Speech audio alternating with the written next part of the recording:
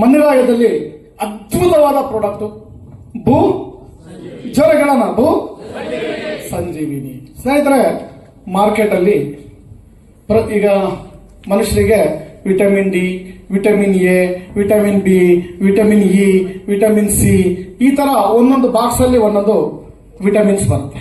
ಅದೇ ತರ ಬೆಳೆಗೆ ಒಂದೇ ಬ್ಯಾಗ್ ಅಲ್ಲಿ ಒಂದೆಲ್ಲಾ ನ್ಯೂಟ್ರಿಯೆಂಟ್ಸ್ ಬೇಕು ಅಂದ್ರೆ ನೀವು ಎಲ್ಲರ ಹೋಗಿ ಕೇಳಿ, ಮಾರ್ಕೆಟ್ ಅಲ್ಲಿ ಸಿಗಲ್ಲ. ನಾನು ಮಣಿರಾಯದಲ್ಲಿ ಇದ್ದೀನಿ ಅಂತ ನಿಮ್ಮ ಹತ್ರ ಹೇಳ್ತಾ ಇಲ್ಲ, ಮಾರ್ಕೆಟ್ ಅಲ್ಲಿ ಸಿಗಲ್ಲ. ಬಟ್ ಈ ಭೂ ಸಂಜೀವಿನಿ ಅಂತ ಯಾಕೆ ಹೆಸರಿಟ್ಟಿದ್ದೇವೆ ಅಂದ್ರೆ ಇದು ನಿಜವಾಗ್ಲೂ ಬೆಳೆಗೆ ಒಂದು ಸಂಜೀವಿನಿ.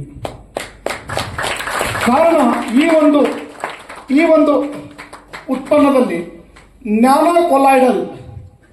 ನ್ಯಾನೋ ಟೆಕ್ನಾಲಜಿ ಒಂದು ಭಾಗ, ನ್ಯಾನೋ ಕೊಲಾಯ್ಡಲ್ ಒಂದು ಭಾಗ, ಅದರಲ್ಲಿ NPK ಫಾರ್ಮುಲೇಷನ್ ಇದೆ.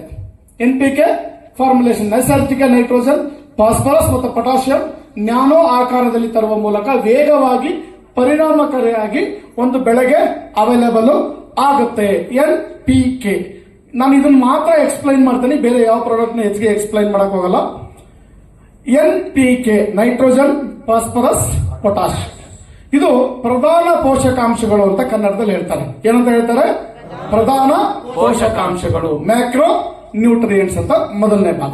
ಎರಡನೇ ವಿಚಾರ ಬಂದಾಗ ಸೆಕೆಂಡರಿ ನ್ಯೂಟ್ರಿಯೆಂಟ್ಸ್ ಅಂತ ಹೇಳ್ತಾರೆ, ಮಧ್ಯಮ ಪೋಷಕಾಂಶಗಳು. ಇಲ್ಲಿಲ್ಲ, ಅದು ಆ ಸ್ಲೈಡ್ ಇದ್ರೆ ಚೆನ್ನಾಗಿತ್ತು ಆಕ್ಚುಲಿ.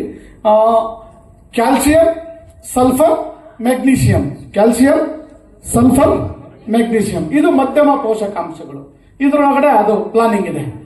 ನೆಕ್ಸ್ಟ್ ಮೈಕ್ರೋ ನ್ಯೂಟ್ರಿಯೆಂಟ್ಸ್ ಅಂದ್ರೆ ಜಿಂಕು, ಐರಾನು, ಬೋರಾನು, ಮ್ಯಾಂಗನೀಸು, ಜೊತೆಗೆ ಮಾಲಿಬ್ಡಿನಮ್ಮು, ಕೋಬಾಲ್ಟು, ಈ ತರ ಒಂದು 8 ಪೋಷಕಾಂಶಗಳು ಬೆಳೆಗೆ ಬೇಕಾಗುತ್ತೆ.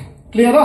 ಅಲ್ಲಿಗೆ 8 + 3 6 14 ಪೋಷಕಾಂಶಗಳು ಈ ಒಂದು ಬೆಳೆಯಲ್ಲಿ, ಈ ಒಂದು ಭೂ ಸಂಜೀವನಿಯಲ್ಲಿ ಇದೆ.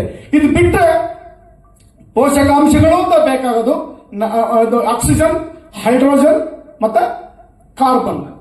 ಆಕ್ಸಿಜನ್, ಹೈಡ್ರೋಜನ್ ಮತ್ತೆ ಕಾರ್ಬನ್ ಇವೆಲ್ಲ ಆಲ್ಮೋಸ್ಟ್ ಆಲ್ ಪ್ರಕೃತಿಯಿಂದ ಸಿಗುತ್ತೆ. ಕಾರ್ಬನ್ ಸ್ವಲ್ಪ ಕಡಿಮೆ ಆಗಿರೋದ್ರಿಂದ ಇದು ಈ ಒಂದು ಪ್ರಾಡಕ್ಟ್ ಈಗ ಬಯೋಚಾರ್ ಕೋಟಿಂಗ್ ಅಂತ ಹೇಳ್ತಾರೆ. ಅದು ತುಂಬಾ ಒಂದು ದೊಡ್ಡ ವಿಚಾರ. ಬಯೋಚಾರ್ ಕೋಟಿಂಗ್ ಅಂತ ಏನ್ ಹೇಳ್ತಾರೆ, ಆ ಬಯೋಚಾರ್ ಕೋಟಿಂಗ್ ಅಲ್ಲಿ ಇರೋದ್ರಿಂದ ಅಲ್ಲಿ ಸಸ್ಯಗಳಿಗೆ ಕಾರ್ಬನ್, ಜೀವಾಣುಗಳಿಗೆ ಕಾರ್ಬನ್ ಅಂಶ ಜೊತೆ ಸಿಗೋದ್ರಿಂದ ಬೆಳೆ ಬಹಳ ಚೆನ್ನಾಗಿ ಬೆಳವಣಿಗೆ ಆಗಿ ಒಂದು ಸಪೋರ್ಟ್ ಹಾಗೆ